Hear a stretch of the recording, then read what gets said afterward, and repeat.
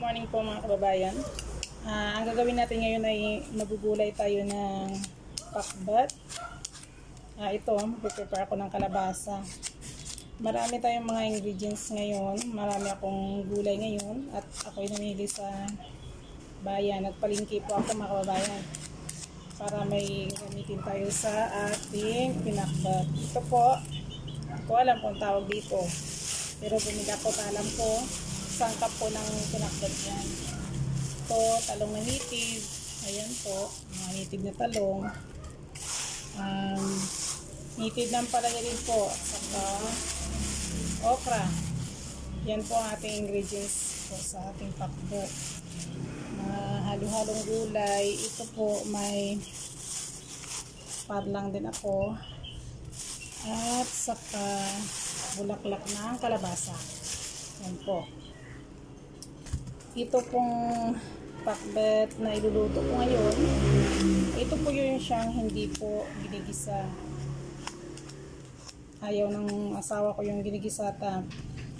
Parang nasusuya na daw siya sa mantika. So ang gagawin natin, ilaga ko muna yung pork na ihalo ko dito. Pero hindi ko na igisa ito gulay. Ito sa atin sa amin po sa probinsya ay simpleng buhay lang po. Yung basta may gulay, may pinirito kaming isda, okay na po yun sa mga bata. Actually po yung mga anak ko, hindi po sila mapili. Basta po may ano kami, may gulay at saka isda. Ano na po sila, kontento na po sila yan. Kumbaga, kompleto na po yung kanilang kain.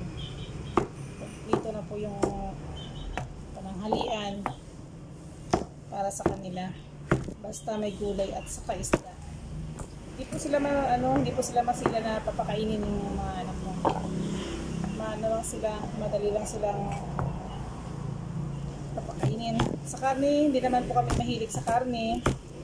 Nagluluto pa kami ng sinigang or mga nilaga. Ano lang po,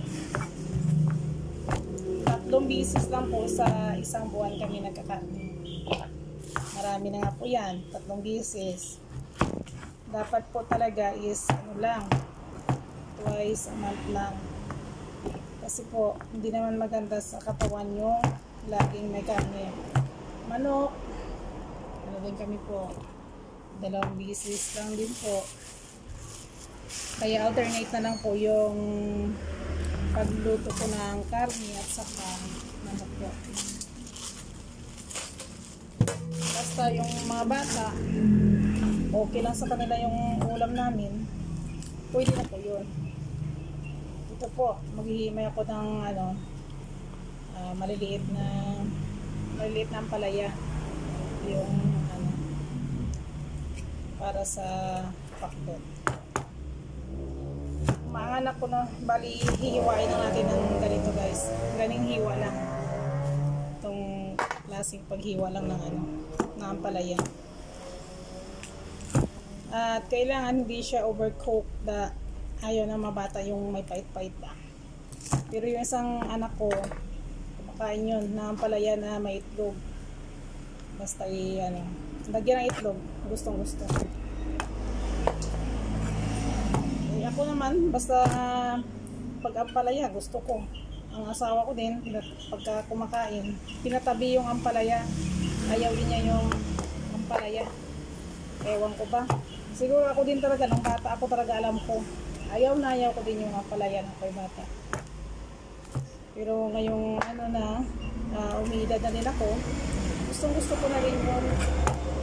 Lalo sa gulay, itong pakbat na gulay. Gusto ko yung maraming ampalaya. Makalat ang guys, makalat yung lamisa namin. Dito na takalapag ang aking igugulay. Prepare na ako ng panggulay para after na gawa ng gulay, saka naman ako mag-umpisa ng paglalaba. Ganito lang talaga guys ang araw-araw ko ito. Pag umalis ang mga bata papunta school, Maglinis muna akong buong bahay, maglabat, mag-prepare ng pananghalian. Meron din. Tapos, dahil may tindahan kami, pagka may tatawag na bibili, tatakbo na naman ako, pupunta na naman ako sa tindahan. Kaya, ganitong buhay ko dito guys, parang lagari. Kung baga, hatak dito, hatak doon. Pero, okay lang din. Talagang party ng ano natin, party ng araw-araw natin yan. Ito, bumili ako ng parlang ang tawag dito sa Pangasinan guys. Tawag nito sa amin sa Negros, balagay. Balagay naman ang tawag nito sa amin sa Negros, balagay. Ito yata yung sigarilyas sa pag sa Tagalog. Ano lang, biyakin ko lang, 2 puto lang siya. Tama na po. Okay na yun. 2 puto. So, basta dito sa probinsya, basta matyaga ka lang, magkakaroon ka ng ng gulay-gulay sa kapaligiran mo na hindi ka na dapat pang bumili. Kasi sa ngayon din talaga, lalong tag-araw, ang mahal talaga ng mga gulay.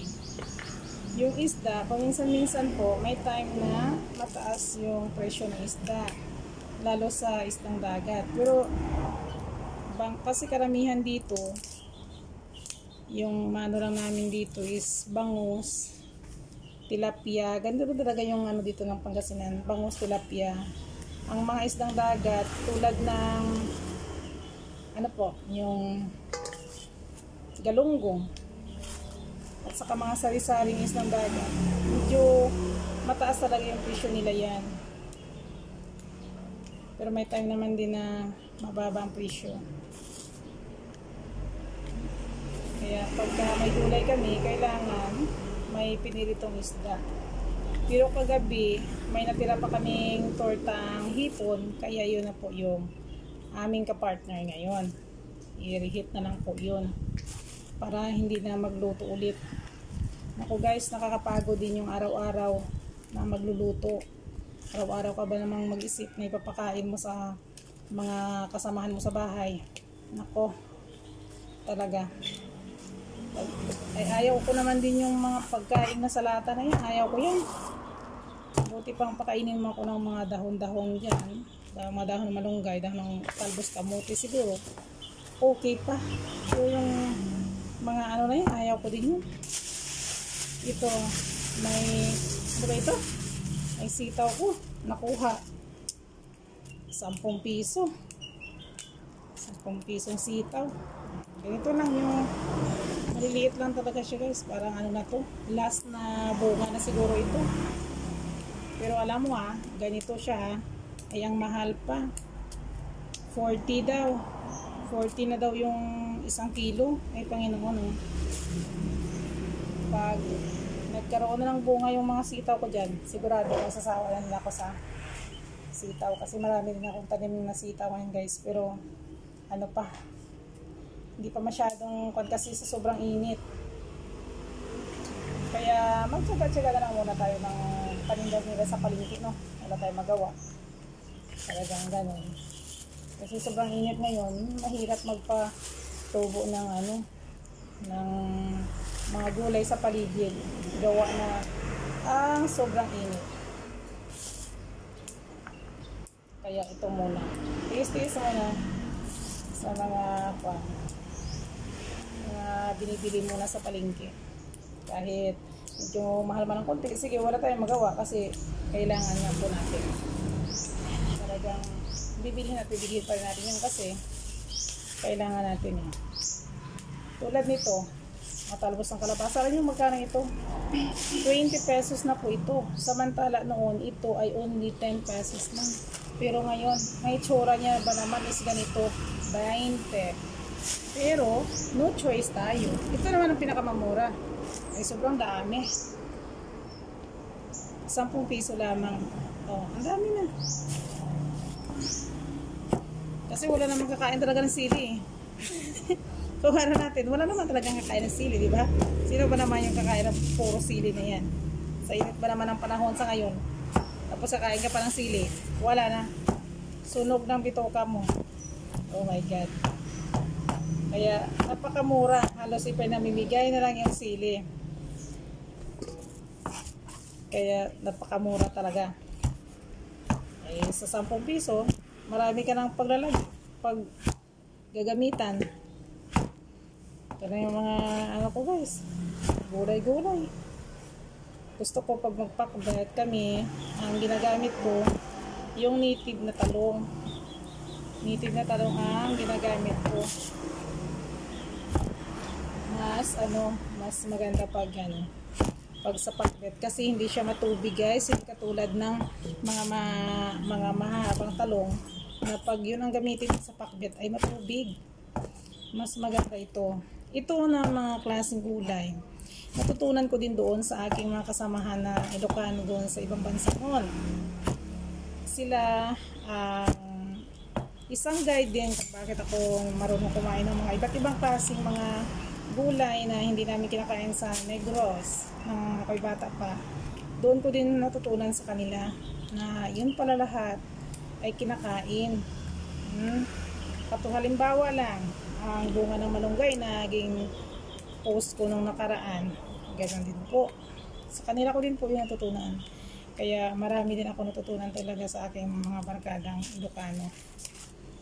Nakakamiss nga din sila. Pero no choice kasi may kanya-kanyang buhay na hinaharap. Eh, yung iba nagsiuwian na din, pero yung iba nandoon pa rin. Halimbawa sa akin, matagal na ako rito, nasa 12 years na ako rito. Pero yung kaibigan ko talaga kasama ko doon, mas matanda pa talaga sa akin, ay nandoon pa siya hanggang sa ngayon.